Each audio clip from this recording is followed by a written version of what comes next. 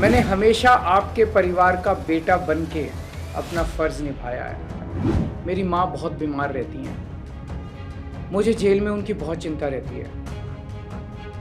मेरे पीछे से मेरे माता-पिता का ख़्याल रखना, उनके लिए दुआ करना, भगवान से प्रार्थना करना।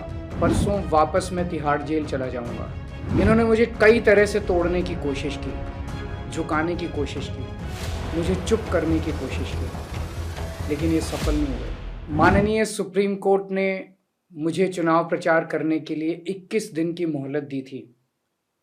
कल 21 दिन पूरे हो रहे हैं। परसों मुझे सरेंडर करना है। परसों वापस मैं तिहाड़ जेल चला जाऊंगा। मुझे नहीं पता ये लोग इस बार कब तक मुझे जेल में रखेंगे, पर मेरे हौसले बुलंद हैं। देश को तानाशाही से बचाने के लिए जेल जा रहा हूं, इसका मुझे फक्र है।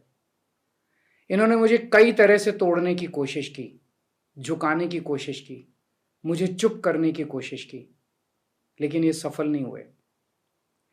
जब मैं अभी जेल में था तो इन्होंने कई तरह से मुझे प्रताड़ित किया।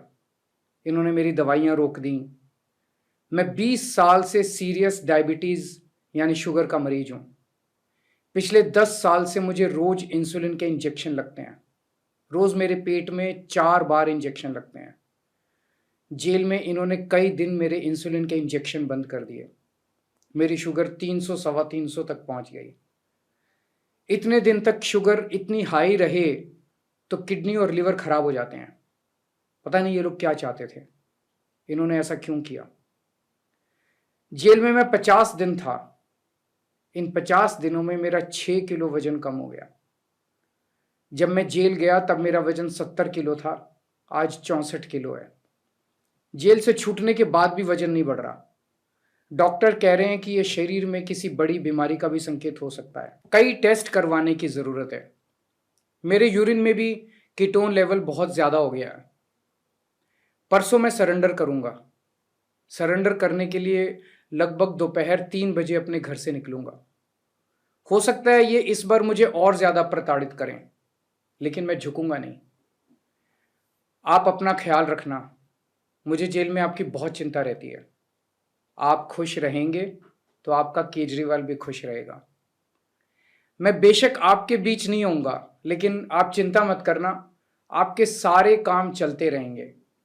मैं चाहे जहां रहूं, अंदर रहूं बाहर रहूं, दिल्ली के काम नहीं रुकने दूंगा।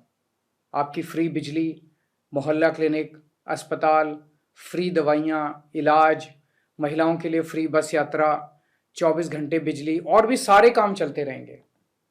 और लौट के हर माँ बहन को हर महीने 1000 रुपये देने की भी शुरुआत करूंगा। मैंने हमेशा आपके परिवार का बेटा बन के अपना फर्ज निभाया है।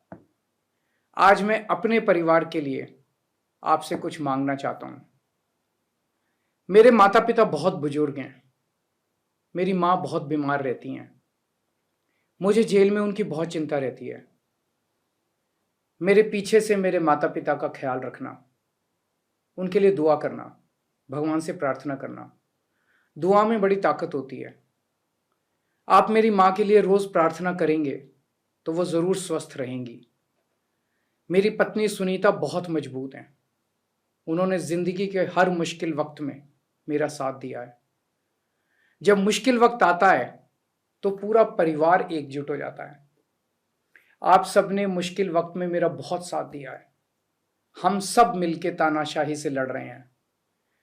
देश को बचाने के लिए यदि मुझे कुछ हो जाए, यदि मेरे प्राण भी चले जाएं, तो गम मत करना। आपकी प्रार्थनाओं की वजह से ही आज मैं जिंदा हूं और आगे भी आपका आशीर्वाद मेरी रक्षा करेगा। अंत में बस ये कहना चाहता हूं, भगवान ने चाहा तो आपका ये बेटा बहुत जल्द वापस आएगा।